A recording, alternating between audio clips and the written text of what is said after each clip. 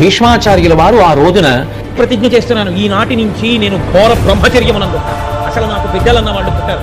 నీ కుమార్తె కడుపున పుట్టినటువంటి పిల్లవాడే ఈ కురు సామ్రాజ్యమునకంతటికి అధికారి, అతడే సింహాసనం మీద కూర్చుంటాడు. నేను అతనిని అనువర్తిస్తాను, అతనికి సేవలు చేస్తాను. తర్వాత తన కళ్ళ ముందు తన వాళ్ళు దెబ్బలాడుకుంటున్నారు, తనే సర్వసైన్యాధిపతి ఏం నిలబడ్డాడు. ఇంతమంది మనవల్ని పిల్లల్ని పెంచి పెద్ద చేసి రాజ్యరక్షణ చేసినందుకు చిట్ట చివరికి తన మనవడి చేత అడకబడ్డాడు. తాతాను ఎలా చచ్చిపోతావు చెప్పు. ఎంతటి వాడేటప్పటికి మహానుభావుడు చూడైపోయాడు.